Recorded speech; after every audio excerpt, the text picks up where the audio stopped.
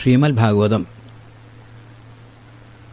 ഒരു ശാസ്ത്രഗ്രന്ഥമാണ് എന്ന് ആദ്യം അറിയണം. പലരുടെ വിചാരം അതൊരു പുരാണമാണെന്നാണ്. അങ്ങനെയല്ല. ഭാഗവതത്തിൽ തന്നെ ശ്രദ്ധാം ഭാഗവതേ ശാസ്ത്രേ അനിന്ദ്യാം അന്യത്രജ എന്ന് പറഞ്ഞിട്ടുണ്ട്. മാത്രമല്ല ഭാഗവത ഈ സപ്താഹ മാഹാത്മ്യം പറഞ്ഞ ദിക്കിൽ അതുമാതിരി തന്നെ മറ്റു പല പുരാണങ്ങളിലും ഭാഗവത ശാസ്ത്രമായിട്ടാണ് കണക്കാക്കിയിട്ടുണ്ട്. ഇത് പലരും ധരിക്കണില്ല. ഒരു പുരാണ വയ്ക്കുക, അപ്പോൾ കഥയാ തോന്നുന്നവർക്ക്. അതുകൊണ്ട് അത് വരരുതെന്ന് പറയാൻ ഭാഗവതത്തിലെ ആദ്യത്തെ ശ്ലോകത്തിൽ തന്നെ ഈ അപകടം ഒഴിവാക്കണം എന്ന് പറഞ്ഞിട്ടുണ്ട്. അതിൽ പറയുന്നത് മുഹ്യന്തിയൽ സൂരയ. സൂര്യകൾ വളരെ ജ്ഞാനമുള്ള പഠിപ്പുള്ള ആളുകൾ പോലും ഈ ഭാഗവത ഗ്രന്ഥം വായിച്ചിട്ട് മോഹിച്ചു പോകുന്നു എന്ന് പറഞ്ഞാൽ, മോഹം എന്നുള്ളത് ശാസ്ത്രമല്ലല്ലോ. മോഹം വരാൻ പോയല്ലോ ശാസ്ത്രത്തിൽ. മോഹം ലൈറ്റ് ഇട്ടാൽ കത്തണമെന്ന് മോഹിക്കുന്നുമുണ്ടല്ലോ. അതതിൻ്റെ ചോദ്യമല്ലേ. മുഹ്യന്തി മോഹിച്ചു പോകുന്നു. അപ്പോൾ അതായത് അവർ ഇതിൻ്റെ ഈ കഥകളൊക്കെ സത്യമാണെന്ന് ധരിക്കുക. അവർ ഈ കഥകളൊക്കെ വിജ്ഞാന വൈരാഗ്യം ഉണ്ടാക്കാനാണ്. ഇതൊന്നും പരമാർത്ഥമല്ല എന്ന് ഇനി ഭാഗവതത്തിൽ അവസാനം പറയുകയും ചെയ്യും. ഇതൊന്നും ശ്രദ്ധിക്കാതെ ആരും കുറ്റമല്ല, പലരും ഇതൊരു ഒരു കഥാ പുസ്തകമാണെന്ന് വിചാരിച്ചിട്ട് ശാസ്ത്രത്തെ ഒന്നും മനസ്സിലാക്കാതെ ഈ കഥയ്ക്ക് പ്രാമുഖ്യം കൊടുക്കുക. ആദ്യം തന്നെ പറഞ്ഞിട്ട് 9 കാര്യങ്ങൾ. ദശമസ്യ വിശുദ്ധാർത്ഥം നവാനാം ഇഹ ലക്ഷണം. 10ാമത്തെ കാര്യങ്ങൾ പറയാൻ വേണ്ടിയാണ് ഈ 9 പറഞ്ഞതെന്നൊക്കെ പറഞ്ഞിട്ടുണ്ട്. ഇത് ശ്രദ്ധിക്കാതെ വരുമ്പോഴാണ് ഈ ഭാഗവതത്തിലെ പല പ്രശ്നങ്ങളും, ശ്രീകൃഷ്ണ ഭഗവാൻ കാണിച്ച ലീലകൾ സാമാന്യ മനുഷ്യന് മനസ്സിലാവില്ല. അതിൻ്റെ ഡെപ്ത് ഉണ്ടല്ലോ, അതൊന്ന് വേറെയാണ്.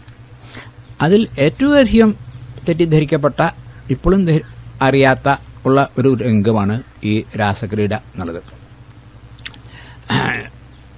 വിവേകാനന്ദ സ്വാമി സ്വാഭാവികമായിട്ട് ഈ വികാരപ്രധാനനല്ല, വളരെയധികം വിവേകപ്രധാനൻ. അദ്ദേഹം അങ്ങനെ മറ്റൊന്നും വരില്ല. ആ സ്വാമി പാർട്ട് 2 തോന്നുന്നു, ദ സേജസ് ഓഫ് ഇന്ത്യ എന്നൊരു ചാപ്റ്റർ ഉണ്ട്. അതിൽ പല ആദ്യത്തെ മഹർഷിമാരെ കൃഷ്ണൻ കുറെ കഴിഞ്ഞിട്ടാണല്ലോ അവർ. രാമൻ കഴിഞ്ഞിട്ട് ശ്രീകൃഷ്ണൻ പറയാൻ തരും സ്വാമി. അവിടെ വന്നിട്ട് ബാലലീലയിലാണല്ലോ അപ്പോൾ അതൊക്കെ വരിക. അതിൽ വരുന്ന സമയത്ത് പെട്ടെന്ന് സ്വാമി ആകെ അങ്ങോട്ട് ഇമോഷണലാവും. പതിവില്ല, വികാരപ്രധാനനാവും. എന്നിട്ട് അങ്ങോട്ട് ഒരു 4-5 വാക്കുണ്ട് അവിടെ വായിക്കേണ്ടതാണ്. ഈ രാസക്രീഡ എന്ന് പറഞ്ഞ രാസപഞ്ചാധ്യായി 5 അധ്യായം ഇത് ഭഗവത്ഗീതയേക്കാൾ മേലെയാണ് എന്ന് പറയുന്നു സ്വാമി അവിടെ വെച്ചിട്ട്. കാരണം ഭഗവത്ഗീതയിൽ കർമ്മത്തിന് വേണ്ടി കർമ്മം എന്നാണ് പറഞ്ഞത്. അത് പഠിച്ചത് ഇവിടുന്നാണ്. പ്രേമത്തിന് വേണ്ടി പ്രേമം എന്നുള്ളത് ഇവിടെ വെച്ച് പഠിപ്പിച്ചിട്ട് ഇതിൻ്റെ പ്രതിധ്വനിയാണ് ഗീതയിലുണ്ടായത്. അതുകൊണ്ട് അത്ര മഹത്തായ കാര്യമാണ് ഇത്. അങ്ങനെ എന്നില്ലാത്ത സ്വാമി അങ്ങോട്ട് ഇമോഷണലാവും ഇതിൻ്റെ കേമത്തെ വെച്ചിട്ട്. അപ്പോഴേക്കും ആ പഴയ ഭാവം വന്നു, ഒന്നുകൂടെ വന്നിട്ട് വന്നു. പക്ഷേ വിവരമുള്ളവനെ ഇത് വായിക്കാവൂ, ഇല്ലെങ്കിൽ അപകടം ഉണ്ടെന്നും പറയും സ്വാമി. രസം വരും നമുക്ക് വായിച്ചാൽ. എന്താ ഇതിൻ്റെ കാരണം വെച്ചാൽ, ഇതിൻ്റെ പൂർവ്വഭൂമിക ഗോപാലൻ നായർ ഭാഗവതത്തിൽ 10 പേജാണ് ഇതിന് ഇൻട്രൊഡക്ഷൻ എഴുതിയിരുന്നത്. ഇവിടെ 110 കോടി സ്ത്രീകളുടെ ഇടത്തൊക്കെ തന്നെ പറയണത്. അതൊന്നും അല്ല പ്രധാനം. ഈ രാസക്രീഡ നടത്തുമ്പോൾ ശ്രീകൃഷ്ണ ഭഗവാന് 7 വയസ്സാ പ്രായം. ആ കാലത്ത് സെക്സ് ഇൻസ്റ്റിങ്ക്റ്റ് എന്ന് ഇത് തീരെ ഇല്ലാത്തൊരു കാലമാണ്. അതുകൊണ്ടാണ് കോൺവെൻറ്റിൽ പോലും 7ാം ക്ലാസ് വരെ മിക്സഡ് സ്കൂൾ സമ്മതിക്കും, ഹൈസ്കൂളിലേ ഉള്ളൂ. അപ്പോൾ ലെവലേശം സെക്സ് ഇൻസ്റ്റിങ്ക്റ്റ് ഇല്ല.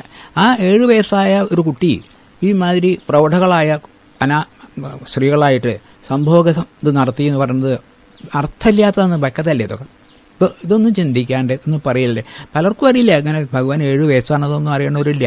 അവർ ആ സാമാന്യത്തിലുള്ള നാടൻ കഥയിൽ പറയുന്ന പോലെ ഈ കഥ പറഞ്ഞ് കുറച്ച് കഴിഞ്ഞാൽ പൊട്ടു ഒടിച്ചു മറ്റതൊക്കെ പറഞ്ഞ് എനിക്ക് ചിലപ്പോൾ ദേഷ്യം വരാറുണ്ട് ഒക്കെ കേൾക്കുമ്പോൾ. അതൊന്നും ഇല്ല ഇതിൽ. ഇല്ലാത്തത് എന്തിനാണ് പറയണത്?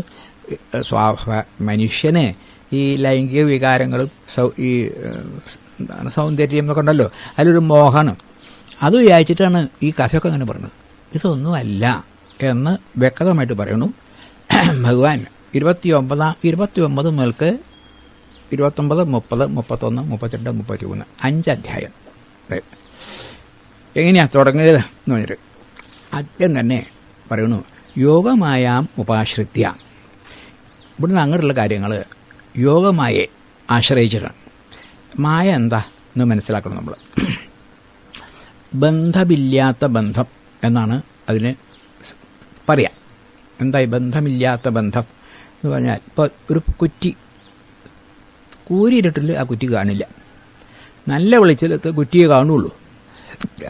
നല്ല വെളിച്ചമല്ല കൂരിരുട്ടും അല്ലാണ്ട് മധ്യമത്തിൽ നിൽക്കുമ്പോൾ അപ്പോഴാണ് അതിനെ ഒരു ഭൂതമായിട്ട് തെറ്റിദ്ധരിക്കുന്നത്, അല്ലേ? തെറ്റിദ്ധാരണയാണല്ലോ. വാസ്തവത്തിൽ ആ ഭൂതവും ആ കുറ്റിയും തമ്മിൽ യാതൊരു ബന്ധവുമില്ല. പക്ഷേ ആ കുറ്റി ഇല്ലാണ്ട് ഭൂതത്തിനെ കാണാൻ വയ്യ, പറ്റില്ലല്ലോ. കുറ്റി കാണല്ലോ. ഭൂതം എന്നുള്ളത് ഉള്ളതൊട്ടല്ലേനും. കാരണം കുറ്റിയിൽ നിന്ന് കുറ്റിയായിട്ട് ബന്ധമുണ്ടോ ചോദിച്ചാൽ ഇല്ല, കുറ്റിയായിട്ട് ബന്ധമില്ലേ ചോദിച്ചാൽ ഉണ്ട്. ഇതിനെയാണ് മായ പറഞ്ഞത്, ബന്ധമില്ലാത്ത ബന്ധം. ആ കുറ്റിയുടെ അഭാവത്തിൽ ഈ പ്രേതത്തിനോ അല്ലെങ്കിൽ ഭൂതത്തിനോ നിലനിൽപ്പില്ല. അതുപോലെ ഈ നമ്മുടെ പ്രപഞ്ചത്തെ ഈശ്വരൻ്റെ മായയാണ്. ഈശ്വരനില്ലാണ്ട് ഈ പ്രപഞ്ചത്തിന് നിലനിൽപ്പില്ല. പക്ഷേ ഈശ്വരനായിട്ട് ഈ പ്രപഞ്ചത്തിന് യാതൊരു ബന്ധമില്ലേനും. ഇത് മനസ്സിലാവുമല്ലോ നമുക്ക് പറയുമ്പോൾ, അല്ലേ? യാതൊരു ബന്ധവുമില്ല. ഇങ്ങനെ ഒന്നും ഉണ്ട് എന്ന് പറയാനല്ലാണ്ട് എന്താ മായ എന്ന് പറയുകയില്ല. അതുകൊണ്ട് ശങ്കരാചാര്യ സ്വാമികൾ മായയ്ക്ക് അനിർവചനീയം മായ, നിർവചിക്കാൻ പറ്റാത്തത് എന്ന് പറഞ്ഞിട്ട്. ഇപ്പോൾ നമ്മുടെ ഈ ഭൗതിക ശാസ്ത്രജ്ഞന്മാർ ആറ്റമിനെ പറ്റി പഠിച്ചിട്ടുണ്ടല്ലോ. അവരവിടെ വന്നിട്ട് അതിൽ 3 എനർജി ഉണ്ട്. അതിങ്ങനെ ഇളകണു. അതെങ്ങനെയാണ് ഇളകേണ്ടത്, ആരാ അതിനെ ഇളക്കണത്, ഒരാൾ വേണമല്ലോ. അതിനെപ്പറ്റി ആലോചിക്കുമ്പോൾ ഇപ്പോൾ അവരതിനെ പറയുന്നത് അതേ വാക്ക് ഉപയോഗിക്കണം.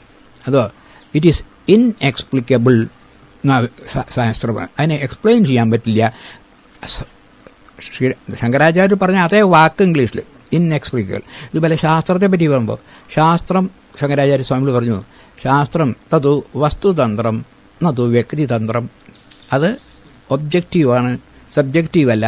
സയൻസും തന്നെ പറഞ്ഞു science is objective not subjective. ഇതൊക്കെ എത്രയോ കാലങ്ങൾക്ക് മുമ്പ് ശങ്കരാചാര്യ സ്വാമികൾ പറഞ്ഞതാണ് ഇപ്പോൾ ഇവർ പറയുന്നത്. അപ്പോൾ ഇവിടെ ഈ പറയുന്ന കാര്യങ്ങളൊക്കെ വളരെ മനസ്സിരുത്തണം. കാരണം മായയെ ആശ്രയിച്ചിട്ടാണ്. മായ എന്നുള്ള ഇല്ലാത്തതുണ്ട് തോന്നില്ല, അങ്ങനെ ഒന്നുണ്ട് ഇത്രയേ ഉള്ളൂ.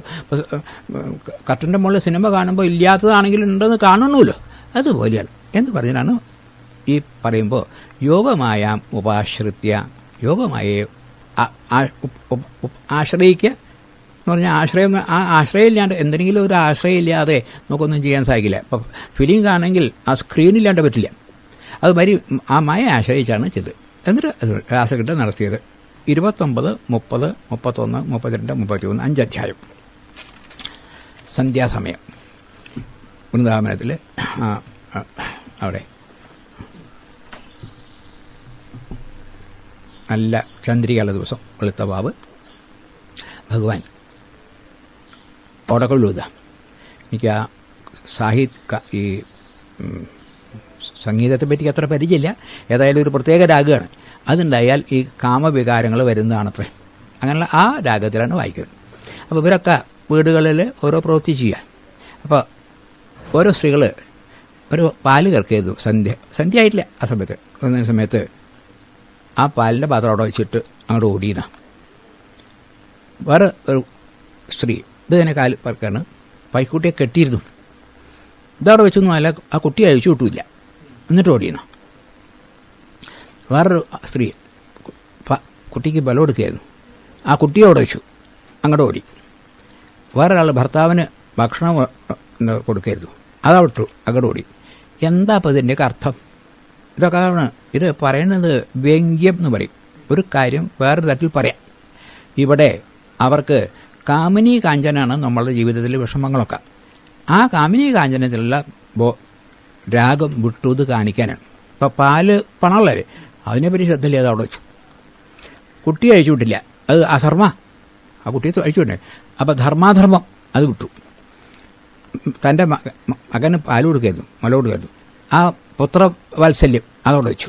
ഭർത്താവിനെ ശുശ്രൂഷിക്കായിരുന്നു, അവർ നിർത്തി. ഇതൊക്കെ പോയി.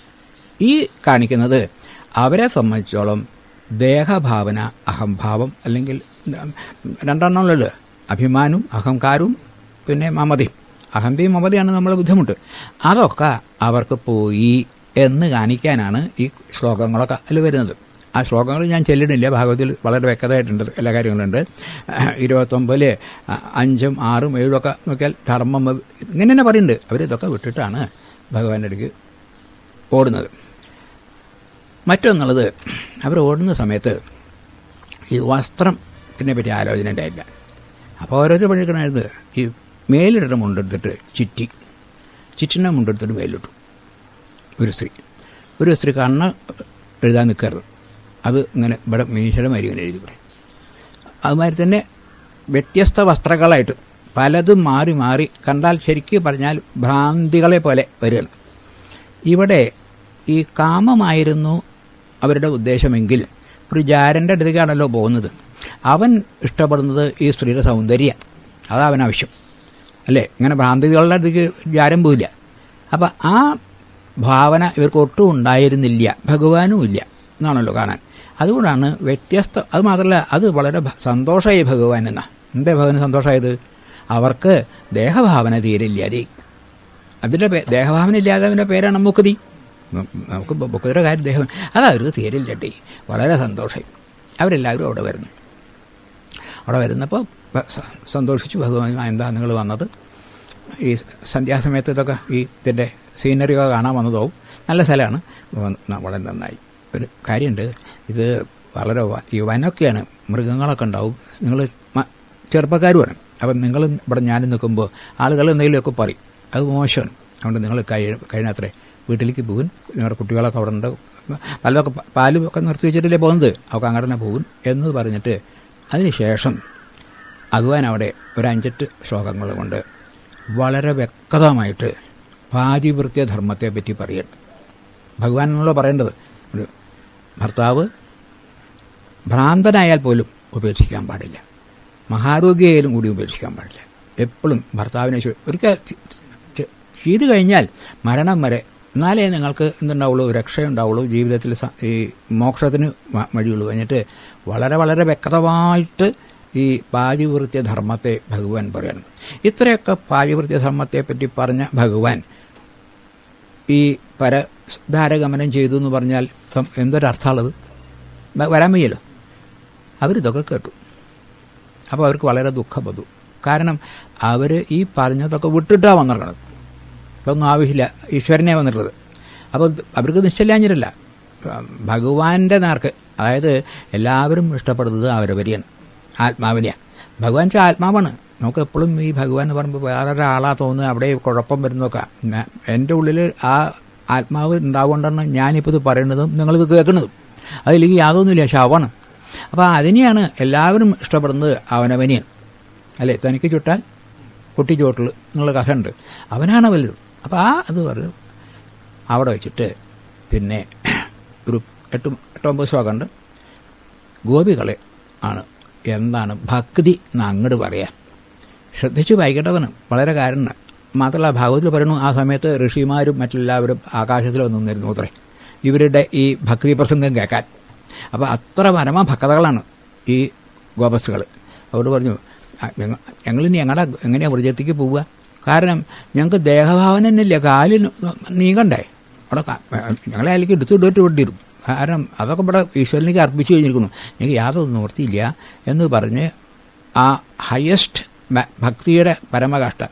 അതുകൊണ്ടാണ് എന്താണ് ഭക്തി എന്ന് നാരദ മഹർഷി അദ്ദേഹത്തിൻ്റെ ആ സൂത്രത്തിൽ എഴുതുമ്പോൾ യഥാ വ്രജഗോപീനാം ന, അവിടെ വ്രജഗോപികളുടെ പോലെയാണ് ഭക്തി ഉണ്ടാവുന്നത്.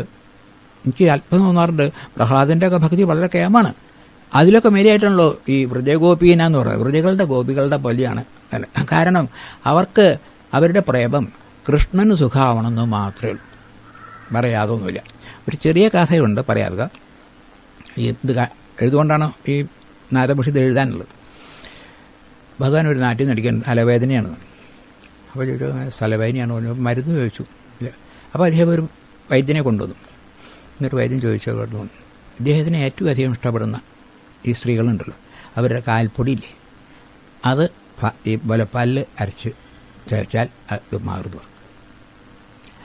നാരദമഹർഷി വേഗം ഓടി രുക്മിണി ദേവിയുടെ അടുത്ത് ചെന്നു. എന്താ വെച്ചു? ഭഗവാൻ സ്വകല്യാണ്, എന്താ മരുന്നൊന്നും കൊടുത്തില്ല ചോദിച്ചു.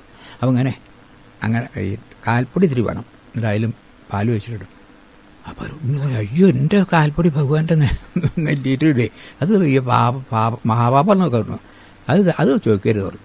അങ്ങനെ അനവധി ഈ 16,008 അവിടെയൊക്കെ പോയി ഒക്കെ കഴിഞ്ഞു. ആരും തയ്യാറില്ല. ബ്രിജത്തിലേക്ക് ഓടി. അപ്പോൾ വന്നു കഴിഞ്ഞാൽ ഭഗവാൻ സുഖല്ലേ ചോദിച്ചു തന്നെ പറഞ്ഞു. അല്ല, തലവേദനയായിട്ടാണ് ഓടി. അപ്പോൾ എന്താ വേണ്ട ചോദിച്ചു. അങ്ങനെ അദ്ദേഹത്തിന് ഇഷ്ടപ്പെടുന്ന അവരുടെ കാൽപ്പൊടി ഇത്തിരി ഇട്ടു. അപ്പോൾ നിങ്ങളുടെ കാൽപ്പൊടി, അയ്യോ ഭഗവാൻ അത്രയും ആവശ്യമുള്ള തോന്നും. വേഗം കുറച്ച് മണ്ണ് അവിടെ കൊണ്ടിട്ടിട്ട് എല്ലാ ഗോപികളും കണ്ട് ചവിട്ടിയെങ്കിലും ചവിട്ടിയിട്ട് ഇത് കൊട്ട കൊടുക്കുക പറഞ്ഞു. അപ്പോൾ നാരായണമഹർഷി പറഞ്ഞു, നിങ്ങൾക്ക് വിവരില്ല എന്നാ തോന്നുന്നു പറഞ്ഞു. അതെന്താ വെച്ചു, ഇങ്ങനെ ഈ നിങ്ങൾ ചവിട്ടിയ പൊടി ഭഗവാന്റെ നെറ്റിയിലിട്ടാൽ നിങ്ങളുടെ കാലുമ്പിൽ മഹാരോഗം വരുമ്പോൾ അത്ര പാപാചീണം വരും. അപ്പോൾ അവർ പറഞ്ഞു, മഹർഷി ആ കാര്യമൊന്നും ഇവിടെ പറയണ്ട, ഞങ്ങൾക്ക് കൃഷ്ണന് തലവേദന ഒന്ന് കേൾക്കരുതെന്ന് ഞങ്ങൾക്ക് മഹാരോഗമല്ല, എന്ത് രോഗം വന്നാലും വിരോധമില്ല, കൃഷ്ണൻ്റെ സുഖട് മറന്ന് മാത്രമേ ഉള്ളൂ. അതുകൊണ്ടാണ് യഥാ വ്രജഗോപീനാം എന്നെഴുതിയത്.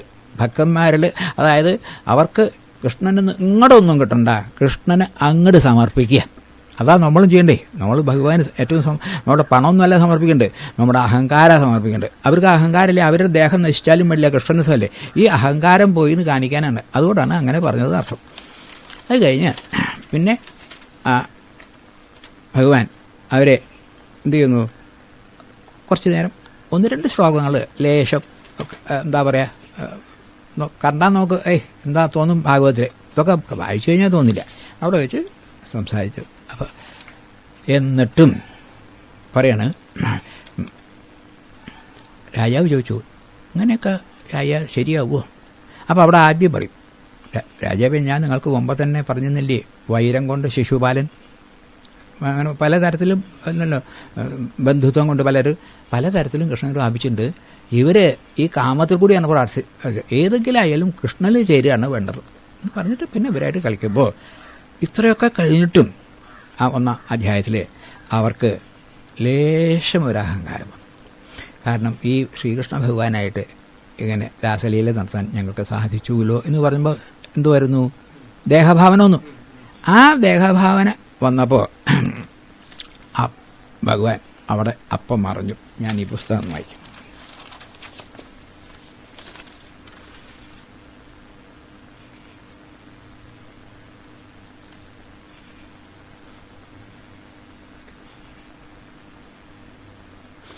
ശ്ലോകം ഞാൻ ഭാഗവതം ചെല്ലത്, താസാം തത് സൗഭഗമദം വീക്ഷ്യ മാനം ച കേശവ പ്രശമായ പ്രസാദായ തത്രൈവ അന്തർധീയതേ.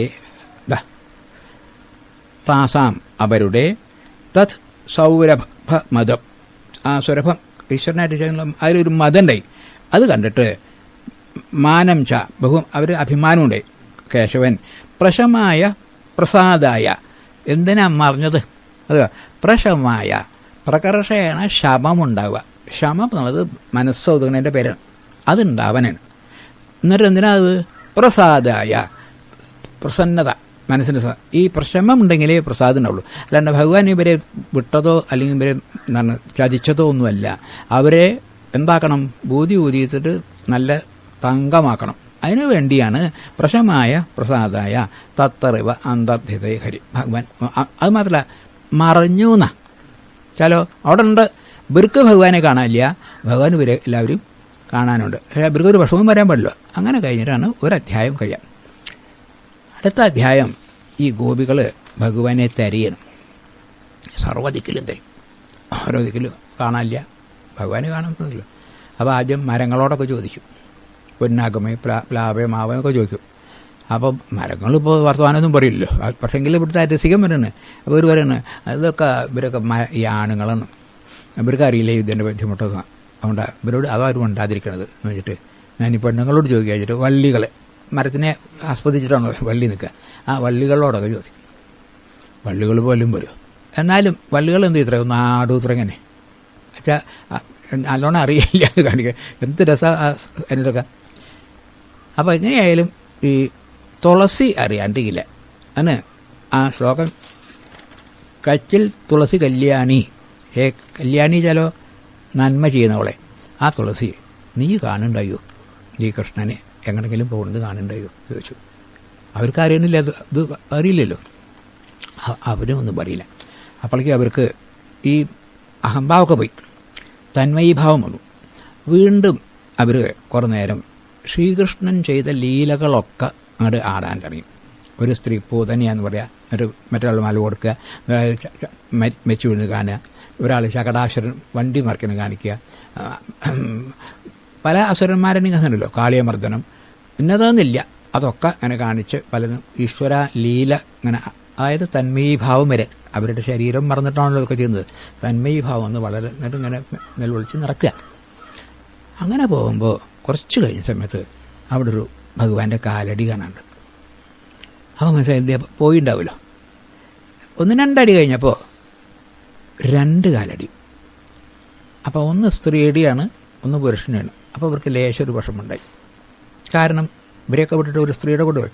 എന്നാലും അവളോട് ബഹുമാനമായി, കാരണം അവളെ മാത്രം ഭഗവാൻ കൊണ്ടുപോയല്ലോ. എന്നിട്ട് അവിടെ ഇവർ പറയുന്നത് എന്താണ്, അനേന ആരാധിത, അവള് ഭഗവാനെ ആരാധിച്ച അവളോ, അതുകൊണ്ടായിരിക്കും അവളെ കൂട്ടിക്കൊണ്ടുപോയത്. ഭാഗവതത്തിൽ രാധ എന്നൊരു ക്യാരക്ടറില്ല, ഗോപികളെല്ലാം പേരില്ല.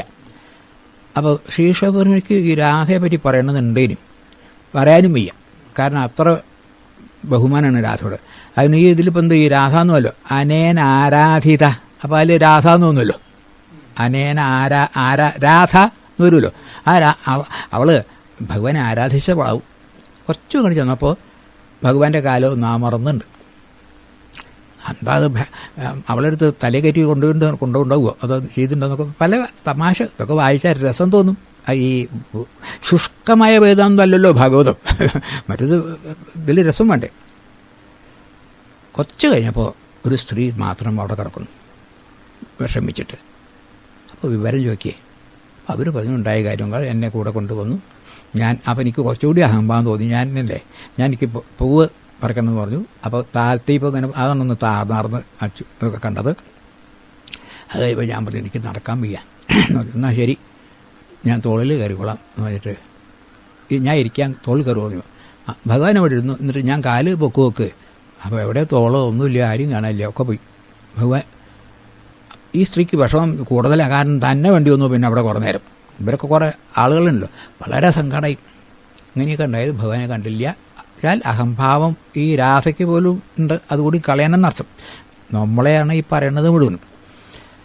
എല്ലാവരും കൂടി ആ യമുനാ തീരത്ത് ചെന്ന്, നല്ല നിലാവാണ്, അവിടെ വെച്ച് എല്ലാ ഭഗവാനെ സ്തുതിക്കുക എന്ന് പറയുന്നത് ഗീതം.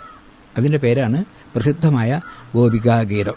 ഗീതങ്ങളൊക്കെ 18 ശ്ലോകമാണ് എല്ലാ ഭാഗവതത്തിൽ. എനിക്ക് പ്രസിദ്ധമായി തോന്നുന്നത് ഒന്ന് ഗോപികാഗീതം, ഒന്ന് ഭിക്ഷുഗീത എന്നുണ്ട്, അത് ഈ പണം പോയിട്ടൊരു ബ്രാഹ്മണൻ്റെ കഥയാണ്. മറ്റൊന്ന് ഐലഗീത, ഒരു ചക്രവർത്തി പുരൂരവസ് എന്നുണ്ട്, അദ്ദേഹം ഈ സ്ത്രീ കാര്യത്തിൽ. രുദ്രഗീതം ഉണ്ട്, പല ഇത് പ്രധാനമാണ്. അവിടെ അവർ വെച്ച് പാടുമ്പോൾ അവിടെ 19 ശ്ലോകമാണുള്ളത്, 18 ഉള്ളൂ, 19 പറയാൻ ഞാൻ.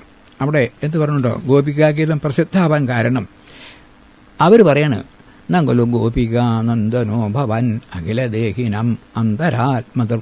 അങ്ങ് ഈ യശോദര മകനൊന്നുമല്ല, എല്ലാവരുടെയും അന്തരാത്മാവാണ്. വിഘനസ, ബ്രഹ്മാവ് ആവശ്യപ്പെട്ടത് കാരണം ഈ രാക്ഷസന്മാർ ഇവരൊക്കെ കൊല്ലാനായിട്ട് ജനിച്ചതാണ്. അപ്പോൾ അവരൊക്കെ ഈ ശ്രീകൃഷ്ണനുള്ള ബന്ധം പുരുഷ സ്ത്രീ ബന്ധമല്ല, ഈ ജൈവേശ്വര പരമേശ്വര ബന്ധമാണ് എന്നുള്ളത് വളരെ വ്യക്തത. അവർക്കറിയാം. അങ്ങ് ഗോപിക കുട്ടിയൊന്നുമല്ല. പിന്നെ ഈ കഥ, അങ്ങയുടെ കഥ കേട്ടാൽ തന്നെ കവിഭീരീഡിതം കന്മഷാഭകം ശ്രവണമംഗളം, ആ എല്ലാ വിധത്തിലുള്ള കന്മഷകളും മാറ്റുന്നതാണ്. അതുകൊണ്ടാണ് ശ്രീരാമകൃഷ്ണന്റെ പുസ്തകം എഴുതിയാളുള്ളത് ഈ ശ്ലോകം എപ്പോഴും അവിടെ എഴുതും. അതൊക്കെ കഴിഞ്ഞ ശേഷം വേറൊരു ശ്ലോകം കൂടി ഇതിൽ വരുന്നുണ്ട്. എന്താണ്? സ്വരവർദ്ധനം ശോകനാശനം സ്വരിതവേണുനാ സുഷ്ടുശുംബിതം ഇതരരാഗവിസ്മാരണം നൃണം ഇതരവീരനാസ്തേതരാമൃതം. ഈ ശ്ലോകം കേട്ടാൽ കന്നത്തനാന്ന് തോന്നും പരിചയമെങ്കിൽ. സുരതവർദ്ധനം, അങ്ങയുടെ അധരാമൃതം സുരതത്തെ വർദ്ധനം. തൊട്ടടുത്തെന്താ പറയുമല്ലോ ശോകനാശനം. നേരെ മറിച്ച് സുരതം കഴിഞ്ഞാൽ ദുഃഖാണ്ടുക. പിന്നെ സുരതവർദ്ധനം ശോകനാശനം. ഈ സുഷ്ടു ചുംബിതം, അങ്ങയുടെ ചുണ്ടുണ്ടല്ലോ എവിടെ ആ വേണുമ്പിൽ വെച്ചിട്ടല്ലോ അതെങ്ങനെയാണ്? ഇതര രാഗവിസ്മാരണം എന്ന വാക്ക് മറ്റെല്ലാ രാഗങ്ങളെയും ഇല്ലാതെയാക്കുന്നതാണ് ഈ അങ്ങയുടെ ഈ ഓർഡർ കൊഴുവിളി. സാധാരണ ഓർഡർ കൊഴുവിളിയല്ല. അപ്പോൾ അതുകൊണ്ടാണ് അവരതിനെ. അല്ലാണ്ട് ഓരോ ശ്ലോകത്തിൻ്റെ അടിയിലും അടയിലൊക്കെ ഉള്ളിൽ കൊള്ളിച്ചിരിക്കുകയാണ്. ഇവിടെ കാമത്തിൻ്റെ തരി പോലും ഇല്ല എന്ന് വളരെ വളരെ പ്രാവശ്യം കാണിക്കണം. ഇതൊക്കെ കഴിഞ്ഞ് അവിടെ 18 ശ്ലോകം കഴിഞ്ഞിട്ടു. അപ്പോഴൊക്കെ ഇടയ്ക്ക് കുറേശ്ശെ ശാകാരിക്കും ചെയ്യും. ഞങ്ങൾ ഈ രാത്രി ഇവിടെ കൊണ്ടുവന്ന് കൊണ്ട് വിട്ടുമല്ലോ, കീതാവ കള്ള കശവാന്നൊക്കെ വിളിക്കും. കേൾക്കുക ഭക്തനാവാം, കാരണം അത്ര ബന്ധമുണ്ടല്ലോ. ഞാൻ സഹസ്രാമത്തിൽ പറഞ്ഞിട്ടുണ്ട്, തുക്കാറാം സ്വാമി അദ്ദേഹത്തിന് എന്തോ ഒരു ദിവസം എന്തോ ഭഗവാൻ പറഞ്ഞത് ശരിയായില്ലെന്ന്. അവർ ഭക്തന്മാരല്ലോ, കഴുതയെന്ന് വിളിച്ചു. ആരെ? ഭഗവാനെ. കഴുത ഒന്നും വിവരമില്ലാത്ത കുറച്ച് കഴിഞ്ഞിട്ട് സഹസ്രാമം ചെല്ലുന്നത്. അപ്പോൾ ഭാരബൽ കഥിതോ യോഗി യോഗീശ സർവകാമത. ഭാരബൃത് എന്നൊരു വാക്കുണ്ട്. ഭാരബൃച്ചാലോ ഭാരം. അപ്പോൾ എന്താർത്ഥം? കഴുത. അപ്പോൾ തുക്കാറാൻ പറഞ്ഞു, ഇയാളെ ചീത്ത പറയാനൊന്നും നിർത്തിയില്ലേ പറഞ്ഞു. കാരണം കഴുത വെച്ചാൽ അത് ബാലയുടെ പേരാള്. രസികൾ ഇങ്ങനെ കണ്ടല്ലോ, ഗംഭീരന്മാരുണ്ട് കൂട്ടത്തിൽ പറയണം. ഭക്തന്മാരുടെ എന്നോട് ഒരിക്കൽ ചേർത്ത് അവർക്ക് നല്ലത് കിട്ടിയാലും ചീത്ത കിട്ടിയാലും ഈശ്വരാനുഗ്രഹം. ഇതൊക്കെ ഈ മഹാരാഷ്ട്രത്തിലെ വിനോബാജിരുന്ന അതൊക്കെ കിട്ടില്ല, എനിക്ക് നമ്മൾ അറിഞ്ഞിരിക്കേണ്ടതാണ്. 2 ആൾ, ഒന്ന് ഏകനാഥൻ, ഒന്ന് തുക്കാറാം. ഏകനാഥന് വളരെ സൗശീല്യമുള്ള നല്ലൊരു സ്ത്രീയായിരുന്നു ഭാര്യ. അപ്പോൾ എന്തൊരു ഭാഗ്യ, ഭഗവാന്റെ അനുഗ്രഹം കൊണ്ട് ഇങ്ങനെ ഒരു സ്ത്രീ ആണല്ലോ ഉണ്ടായത്. ഈശ്വരഭജനത്തിന് എല്ലാ സൗകര്യവും ചെയ്യും. അതുകൊണ്ട് ഈശ്വരൻ്റെ അനുഗ്രഹത്തിന് എത്രയാക്കില്ല. അത് കഴിഞ്ഞ് 10-200 കൊല്ലം കഴിഞ്ഞിട്ടായിരുന്നു തുക്കാറാമൊക്കെ വരുന്നത്. തുക്കാറാമിൻ്റെ ഭാര്യ നേരെ വിപരീതമാണ്. അതിന് വളരെ ഈ എന്താണ് കാഞ്ചനത്തിലൊക്കെ മോഹമാണ്. അദ്ദേഹത്തിന് അതിലും മോഹമില്ല. അപ്പോൾ എപ്പോഴും ശകാരിക്കും തുക്കാറാമന്. തോറ്റ് ഒരു 10-40 കഴിഞ്ഞിട്ട് ഇരിക്കപ്പുറത്തില്ലായിട്ടാണ് അവിടുന്ന് ഓടി അദ്ദേഹം കാട്ടിൽ. എന്നിട്ട് അവിടെ പോയിട്ടാണ് ഇതൊക്കെ എഴുതുക. എന്നിട്ട് അദ്ദേഹം പറഞ്ഞിട്ട് എന്തൊരു കരുണ്യായി ഭഗവാന്റെ നോക്കിച്ചു. കാരണം എനിക്ക് ഇങ്ങനെ ഒരു എന്താണ് കൊള്ളരുതാത്ത എന്നെ ചെയ്തു പറഞ്ഞൊരു ഭാര്യ കിട്ടിയല്ലോ. അതിൽ നല്ല ഭാര്യയാണെങ്കിൽ ഞാൻ അവിടെ സുഖമായിട്ട് കിടന്നിട്ടുണ്ടാവുള്ളൂ. എന്നെ ഈശ്വരഭജനത്തിന് വേണ്ടിയിട്ട് ഭഗവാൻ തന്നതാവും ഇങ്ങനെ ഭാര്യ എന്ന് പറയുന്നത്. അപ്പോൾ നല്ലത് തന്നാലും ഈശ്വരാനുഗ്രഹം, ചീത്ത തന്നാലും ഈശ്വരൻ. ഇതാ ഭക്തി അല്ലേ? അതുമാതിരി ഇവർക്കും അങ്ങനെയാണ്. ഭഗവാനെ ചീത്ത പറയും. കുറച്ച് കഴിഞ്ഞപ്പോൾ അവർക്ക് ആ അവസാനത്തെ ശ്ലോകം, ഭഗവാനെ ഞങ്ങൾക്ക് അതൊന്നുമല്ല പുഷ്പം, ഞങ്ങൾ എത്രയോ മനസ്സിരുത്തി ഞങ്ങളുടെ കുജങ്ങളിൽ വല്ല വിഷമം വരുമെന്ന് വെച്ചിട്ട് മെല്ലെ പിടിച്ച് അങ്ങയുടെ പാതാരബന്ധം വയ്ക്കാറുള്ളൂ. അതും വെച്ചിട്ട് ഈ കാട്ടിൽ പോകുമ്പോൾ അങ്ങയുടെ കാലിൽ വല്ലതും ഉള്ളോ അതൊക്കെ കുത്തുവച്ചാൽ നാളെ കാണുമ്പോൾ ഞങ്ങൾക്ക് ഇനി ജീവിച്ചിരുന്നിട്ട് എന്താ കാര്യം? അതായത് ഭഗവാനോടുള്ള പ്രേമായി അവസാനത്തെ. അതോടുകൂടി ഗോപികാഗീതം കഴിഞ്ഞു. അടുത്ത അധ്യായത്തിൽ ഗോപിക കഴിഞ്ഞ ശേഷം അവരെന്തെന്നു താസാം ആവിരഭുൽ ശൗരീ സ്മയമാന മുഖാംബുജ പീതാംബരധര സ്രഗ്വി സാക്ഷാൽ മന്മഥ മന്മഥ എന്നാണ് ശ്ലോകം. 2 തമാശ കൊടുക്കാം. അവർ ഇതി ഗോപ്യ പ്രഗായന്ത്യ പ്രലപന്ത്യശ്ച ചിത്രഥ. ഇതി ഗോപ്യ പ്രഗായന്ത്യ പ്രകർഷേണ ഗാനം ചെയ്യുന്ന, പ്രലപന്ത്യ നിലവിളിക്കുക. ആർക്കെങ്കിലും ഈ ദുഃഖം വരുന്ന സമയത്ത് പാട്ട് വരുമോ? ആരെങ്കിലും ഇങ്ങനെ സപ്തസ്വരമൊക്കെ ഒന്നും വരുമില്ലല്ലോ. അതായത് ഇവരുടെ ഈ നിലവിളി സാധാരണ നില പ്രകർഷേന ഗാനം ചെയ്തിട്ട് പ്രലപനം ചെയ്യാം. ഇങ്ങനെയാണ്. അത് മതില രുരുതു സ്വസ്വരം രാജൻ എന്നൊന്നുണ്ട് അവിടെ. അവർ രുരുതു നിലവിളിച്ചു. സ്വസ്വരം രാജൻ, സ്വരമാധുര്യത്തോട് കൂടിയിട്ടാണ് നിലവിളിച്ചതെന്ന്. അതായത് ഇതൊക്കെ ആൻറ്റി ക്ലൈമാക്സ് എന്ന് പറയും. നേരെ വിപരീത. ഇവർക്ക് ഈ പറഞ്ഞതുമല്ല. ആ സമയം വളരെ വളരെ ദുഃഖിച്ചു. അപ്പോൾ ഇവരുടെ അഹങ്കാരം മുഴുവൻ അങ്ങോട്ട് നീങ്ങി. ശ്രീകൃഷ്ണ ഭഗവാനെ പറ്റി വിചാരമായി. അപ്പോൾ താസാം ആവിരഭു ശൗരി ഭഗവാൻ പ്രസേ എങ്ങനെ സാക്ഷാൽ മന്മഥ മന്മഥ.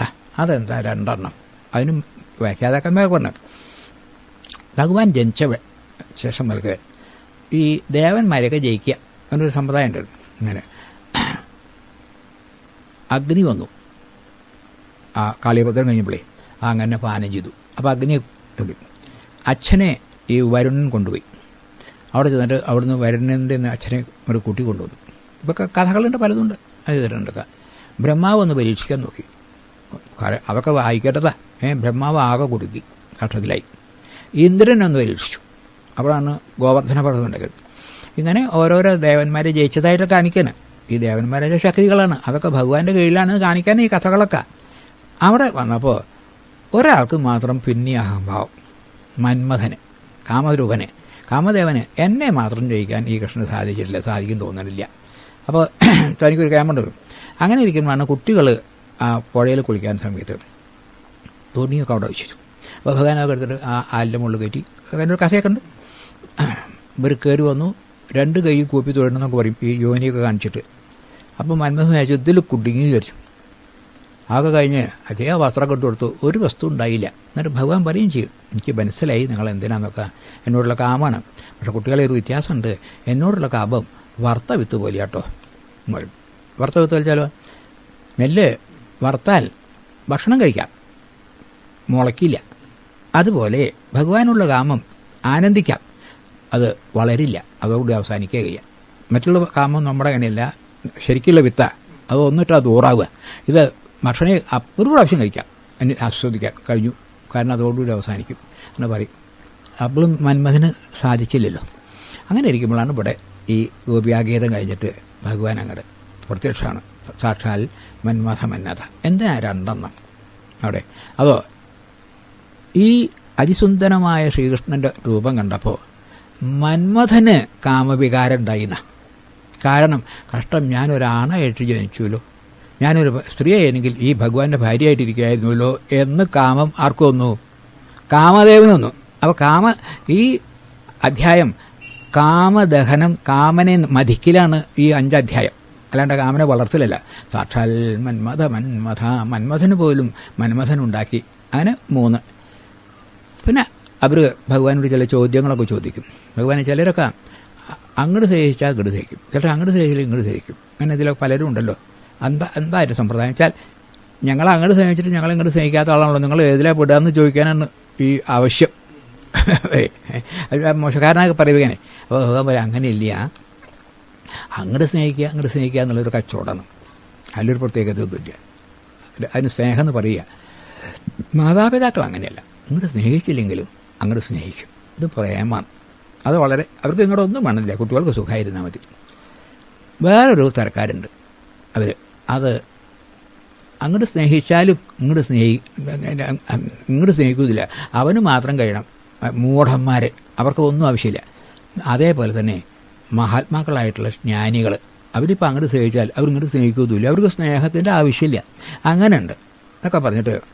പക്ഷെ ഞാൻ ഇതിലൊന്നും പെടില്ല, ഭഗവാൻ ഇതിലൊന്നെങ്കിലും വിടുമോ? ഞാൻ ഇതിലൊന്നും പെടില്ല. ഞാൻ നിങ്ങളെ ഇങ്ങനെ മറന്നത് എന്തിനായിരുന്നോ? ഒരാളിൽ കുറേ പണം ഉണ്ടായിരുന്നു, ആ പണമൊക്കെ പോയാൽ അയാൾക്ക് കുറച്ച് വല്ലാതെ ദുഃഖം ഉണ്ടാവും, എന്നിട്ട് ആ പണത്തിനെ പറ്റിയുള്ള ഓർമ്മ ഉണ്ടാവും. ഇതുപോലെ ഞാനാകുന്ന ധനം നിങ്ങൾക്ക് കിട്ടിയപ്പോൾ ഇതൊക്കെ ഇത്തിരി മതം വന്നു. അപ്പം ഞാൻ പോയപ്പോൾ എന്നെ തന്നെ ഓർമ്മ വന്നില്ലേ? അതായത് കാമിനി കാഞ്ചനങ്ങൾ മറക്കാൻ വേണ്ടിയാണ് ഞാൻ ഇതൊന്ന് വിട്ടത്, അല്ലാതെ നിങ്ങളെ ബുദ്ധിമുട്ടിക്കാനല്ല, നിങ്ങളുടെ ഭക്തിയെ ഉറപ്പിക്കാൻ വേണ്ടിയാണ് ചെയ്തത് എന്ന് പറഞ്ഞപ്പോൾ അവർക്ക് സന്തോഷമായി. പിന്നെ അവർ എന്ത് ചെയ്യുന്നു, വളരെ അവിടുന്ന് അങ്ങനെയാണ് ശരിക്കുള്ള രാസലീല നടക്കുന്നതാണ് കാണിക്കുന്നുണ്ട്.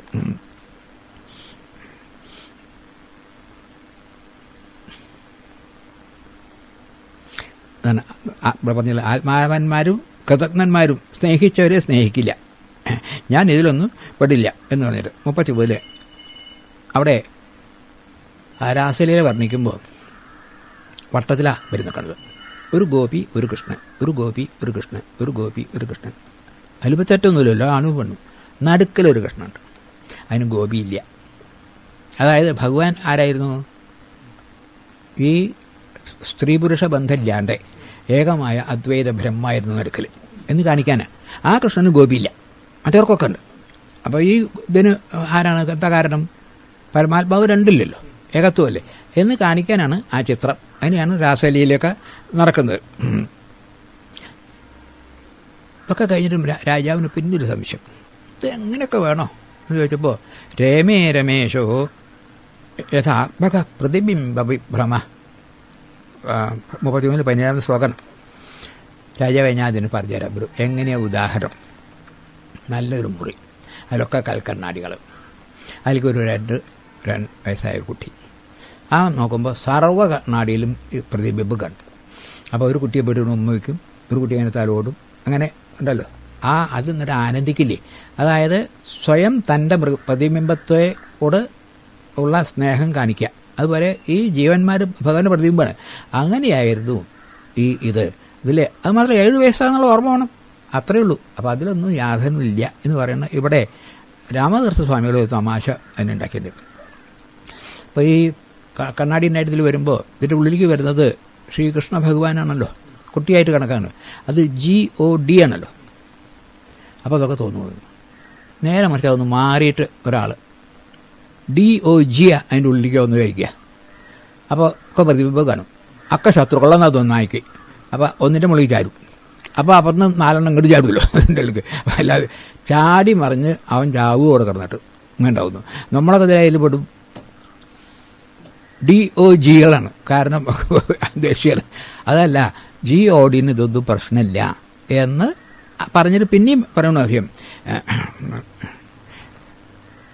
ഓരോന്ന് എത്ര രസികണ്ടോ. കുറച്ച് കഴിഞ്ഞപ്പോൾ ഈ രാസലീല കണ്ടിട്ട് എല്ലാ ഗ്രഹങ്ങൾ പോലും, ചന്ദ്രൻ എന്ന് പറയുന്നത്, ചന്ദ്രൻ സ്തംഭിച്ചു എന്നല്ല, ചന്ദ്രനോടൊപ്പം എല്ലാ ഗോളങ്ങളും സ്തംഭിച്ചു എന്നാ ഭാഗവതത്തിൽ. എന്താ അതിൻ്റെ പ്രത്യേകത? അതോ ചന്ദ്രൻ മാത്രമേ സ്തംഭിച്ചുള്ളൂ വിചാരിക്കുക.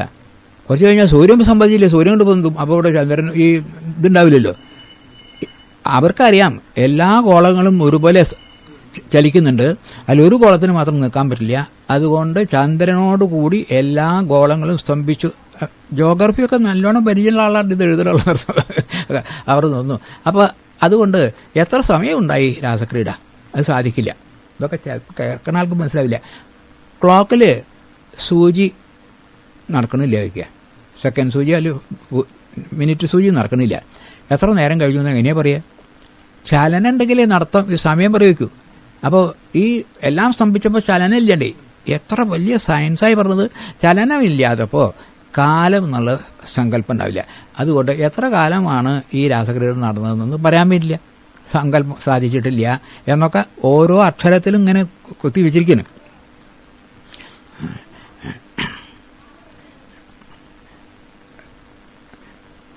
പിന്നെ അവസാനം പറഞ്ഞത് ഇത്ര കാലം അറിയില്ല, ഇങ്ങനെയൊക്കെ ഉണ്ടായിട്ടും ഭഗവാന് ഇന്ദ്രിയ സ്ഖലനം പോലും ഉണ്ടായിട്ടില്ല എന്നൊരു വാക്ക് അങ്ങനെ തന്നെ വെച്ചിരുന്നു. സുരതം പോലും ഉണ്ടായിട്ടില്ല. ഔരുദ്യ സൗരതം. ഗോപാൽ നായർ അതിന് കഷ്ടിച്ച 1/2 പേജിലെ ലേഖനം എഴുതിയിട്ടു. അർത്ഥം വളരെ ശരിയാണ്. നമുക്ക് സ്ത്രീ എന്ന് തോന്നുന്നതിൻ്റെ മുമ്പ് തന്നെ ഇന്ദ്രിയ സ്ഖലനം ഉണ്ടാവും കാമുള്ള ആളുകൾക്ക്. ഇവിടെ എത്ര ഗോപികളൊക്കെ ആയിട്ട് കഴിച്ചിട്ട് ഇന്ദ്രിയ സ്ഖലനം പോലും ഉണ്ടായിട്ടില്ല എന്ന് വളരെ വ്യക്തമായിട്ട് ഭാഗവതത്തിൽ പറയണം. ഇതൊക്കെ നമ്മൾ ശ്രദ്ധിക്കണം. ഈ കഥ അല്ലാണ്. രാജാവിൻ്റെ പിന്നെയും ചോദിക്കുക, രാജാവ് ധർമ്മം നിലനിർത്താനല്ലേ അവതരിച്ചത്, അങ്ങനെ ഈ അധർമ്മം എന്ത് ചെയ്യണോ വേണ്ടെന്നുണ്ടോ എന്ന് പിന്നെയും രാജാവിന് നമ്മളെപ്പോലുള്ള ആൾക്ക് അവതരിച്ചത്. ഭഗവാൻ ആപ്തകാപനല്ലേ, അതിനൊന്നും കിട്ടാത്തതില്ലല്ലോ, പിന്നെ എന്തിനാ അങ്ങനെയൊക്കെ ചെയ്തത് ആവശ്യമുള്ളത്? അപ്പം അതിന് ശുഖഭൂഷണ് ഭഗവാന്റെ കഥ നിവത്തദർശയെ ഉപകീയമാനം ആദ്യം പറയും. ഒരു ആഗ്രഹവും ഇല്ലാത്തവർ ചെല്ലാറുണ്ട്. പിന്നെ ഈ രസികന്മാർ അത് ചെല്ലാറുണ്ട്. ഭാവാവുഷതം ഈ വന്ന് ജനിച്ചിട്ട് ദുഃഖിതന്മാർ അവർ ചെല്ലാറുണ്ട്. ഇങ്ങനെ പലതരത്തിലും ഈശ്വരൻ്റെ കഥ കേൾക്കാറുണ്ട്. ഇതൊന്നുമില്ലാത്ത തനിച്ച് മൂഢന്മാർ, വെറും ശ്രീകാമന്മാരുണ്ട്. എന്നാൽ അവനും ഒരു രക്ഷ ഉണ്ടാവട്ടെ എന്ന് വിചാരിച്ചിട്ടാണ് ഇത് എങ്ങനെയും പാടും. ഇത് രാസക്രീഡൊക്കെ അവനിഷ്ടമാണല്ലോ. അങ്ങനെയെങ്കിലും പറഞ്ഞിട്ട് തന്മയീഭാവം ഉണ്ടാവട്ടെ എന്ന് വിചാരിച്ചിട്ടാണ് രാജാവേ ഇങ്ങനെ ഒരു അതീവ കാരുണ്യം കൊണ്ടാണ് ഇങ്ങനെ ഒരു കഥ അഭിനയിച്ചിട്ട് ഭഗവാനായി ചെയ്തത്. അല്ലെങ്കിൽ അത് ചെയ്യാനൊരു സാധിക്കില്ല ഞാൻ പറയണു. പിന്നെ പറയണു, ഈശ്വരൻ ചെയ്തത് നിങ്ങൾ ചെയ്യരുത്, ഈശ്വരൻ പറഞ്ഞതേ ഇതൊക്കെ വളരെ ശ്രദ്ധിക്കണം ഭാഗവതത്തിൽ. ഈ കഥകളൊക്കെ നമ്മൾ സ്വീകരിക്കാൻ പാടില്ല. ഈശ്വരന്മാർ പറഞ്ഞത് സ്തുതിയും ഉപദേശമുണ്ട് ഭഗവാന്റെ, അത് നമുക്ക് സ്വീകരിക്കാം, മറ്റെടുക്കരുത്. അതെന്താ കാരണം? അതിന് ഉദാഹരണം പറഞ്ഞു അവിടെ തന്നെ. അതോ ഈശ്വരന്മാർ ചെയ്ത പോലെ ചെയ്തറിഞ്ഞാൽ എന്നാൽ കാളകോടർഷം വന്നിട്ടുണ്ട് പരമേശ്വരൻ കഴിച്ചു, എന്നാൽ താനിതിരി കഴിക്കുക പറഞ്ഞു, താൻ ചത്തുപൂ പറയും. ഭഗവാൻ സാധിക്കും. ഭഗവാന് 16,008 ഭാര്യമാരുണ്ട്. 16,008 കൃഷ്ണനും ഉണ്ടായിരുന്നു. അത് ഇവരെ അറിയില്ല. ഒരാളല്ല. അപ്പോൾ നമുക്ക് നിങ്ങൾ 16, അപ്പോൾ ഒരാളുടെ ഭാര്യയുടെ ഒരാളാണെങ്കിൽ എന്താ ആക്ഷേപമുള്ളത്? ഭഗവാന്മാർ ചെയ്തത് ചെയ്യരുത്, അവർ പറഞ്ഞതേ സ്വീകരിക്കാൻ പാടുള്ളൂ. പറയുന്നത് ആണ് ഭാഗവതത്തിലെ 2 ഭാഗമുണ്ട്. കഥകളും സ്തുതികളും ഉപദേശങ്ങളും. സ്തുതികളും ഉപദേശങ്ങളും സ്വീകരിക്കണം, കഥകളൊക്കെ കളയണം. സ്തുതിയും ഉപദേശവും മുഴുവനും ശാസ്ത്രമാണ്, അതെടുക്കാൻ പറ്റുള്ളൂ. ഈ സ്തുതിയും ഉപദേശവും മാത്രമാണെങ്കിൽ ശുഷ്കാവും ഭഗവതേ. അപ്പോൾ കുറേ കഥ പറഞ്ഞിട്ട് ഒന്നുകിൽ സ്തുതിക്കും, അതല്ലെങ്കിൽ എന്തെങ്കിലും ഒരു ഭഗവാൻ ഒരു ഉപദേശം വരും, അത് മാത്രമേ എടുക്കാൻ പാടുള്ളൂ ഭാഗവതം, മറ്റും എടുക്കാൻ പാടില്ല. ഇതാണ് ഇതിന് കാരണം എന്ന് പറയുന്നത്. ഈശ്വരന്മാർക്ക് അനുഗ്രഹായ ഭൂതാനം മാനുഷ്യം തനും ആശ്രിതാണ്. ഭഗവാൻ നമുക്ക് അനുഗ്രഹം എന്നുള്ള എന്താ അർത്ഥം? നമ്മൾ അനുഗ്രഹം എപ്പോഴും ഭഗവാനെ തന്നെ പിടിക്കുക. അപ്പോൾ നമ്മൾ വീഴില്ലല്ലോ. അപ്പോൾ ഭഗവാനുണ്ടാവും. ഇപ്പോൾ തീയൻ്റെ അടുക്കെന്ന് പറഞ്ഞാൽ തീയൻ്റെ അനുഗ്രഹം കിട്ടാച്ചാൽ തീയൻ്റെ അടുക്ക പോയി നിൽക്കണം. അപ്പോൾ അതിൻ്റെ വെളിച്ചവും ചൂടൊക്കെ നമുക്ക് കിട്ടും തന്നെ. അതുപോലെ ഈ ആ പൂർണ്ണതയുടെ അടുത്ത് നമ്മൾ ചെന്ന്, അപ്പോൾ ഈ ജീവൻ്റെ പണിയാണ് അനുഗ്രഹം അവിടെ പോയി നിൽക്കേണ്ടത്. അല്ലാണ്ട് ഭഗവാൻ ഇങ്ങോട്ട് വന്ന് പിടിക്കില്ല. നമ്മുടെയൊക്കെ വിചാരം നമുക്കൊക്കെ മടിയും കുഞ്ഞാലികളാണ്, ഒക്കെ ആര് ചെയ്തു തരണം? ഇപ്പോൾ ഭഗവാൻ ചെയ്യണം. പരീക്ഷയ്ക്കൊന്നും പഠിക്കില്ല, ജയിപ്പിച്ചു തരണം എന്നുള്ളത്. അങ്ങനെയാണ്. നിങ്ങൾ പഠിക്കുക. ഭക്തിയുടെ അർത്ഥം തന്നെ ആളുകൾക്ക് അറിയാനിരിക്കും. ഭക്തിയുടെ അർത്ഥം ചെയ്യാവുന്നതൊക്കെ ചെയ്ത് ഗത്യന്തര ഭഗവാൻ തന്ന ശക്തികളുണ്ട്, അത് പൂർണ്ണമായി ഉപയോഗിച്ചിട്ട് ഇനി ഞാൻ കുട്ടിയാവില്ല എന്ന് പറയുമ്പോഴാണ് രക്ഷിക്കുക. അതേ പാടുള്ളൂ. മറ്റത് ഇപ്പം അച്ഛനാണ്, മകന് പണം കൊടുത്തു, ഒരു 2 ലക്ഷം ഉറുപ്പിക കൊടുത്തു.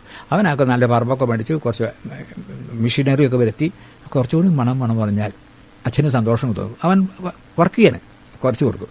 മറ്റൊരാളുണ്ട് 1 ലക്ഷം രൂപ കൊടുത്തു, അവന് 2 ദിവസം കൊണ്ട് കുടിച്ചു കഴിഞ്ഞിട്ട് ഇനിയും പണം ചോദിച്ചാൽ അച്ഛൻ കൊടുക്കുക. കാരണം ഇപ്പം നശിപ്പിക്കണവനാണ്. അപ്പം നമ്മളാരാ ഈ നശിപ്പിക്കണം അല്ലേ? ഭഗവാനോട് ചോദിക്കുക. എനിക്ക് തോന്നുന്നു പരീക്ഷ ഭഗവാൻ എഴുതി തന്നാലും കൂടിയും തിരക്കില്ല എന്ന് അഭിപ്രായത്തിൽ ജയിക്കും. അതെന്താ ഒരർത്ഥമില്ലാത്ത ഏർപ്പാടാ. ഭക്തി അതല്ല, ഈ തെറ്റിദ്ധാരണ വന്നിട്ട് അനുഗ്രഹം. അവസാനം പറയണം ഇങ്ങനെ എത്ര കാലമാണെന്ന് അറിയില്ല. അപ്പൊക്കെ ഈ ഗോകുലത്തിൽ ഗോപന്മാർ കിടക്കുന്നുണ്ട്. അവരുടെ അടുത്തൊക്കെ അവരുടെ ഭാര്യമാർ ഉണ്ടായിരുന്നു എന്നാണ് അവർക്ക് തോന്നിയതെന്നാണ്. യോഗമയാണല്ലോ. അപ്പോൾ അവർക്ക് ആർക്കും ആക്ഷേപമില്ല. എൻ്റെ ഭാര്യ കൃഷ്ണൻ്റെ കൂടെ പോയി തല്ലുള്ളൂ, കാരണം എൻ്റെ ഒപ്പം എനിക്ക് ചെറിയില്ല, എൻ്റെ ഭാര്യ തോന്നിയാസം പറഞ്ഞ് സമ്മതിക്കില്ലല്ലോ. അവർക്കാർക്കും യാതൊരു ആക്ഷേപവും ഉണ്ടായില്ല.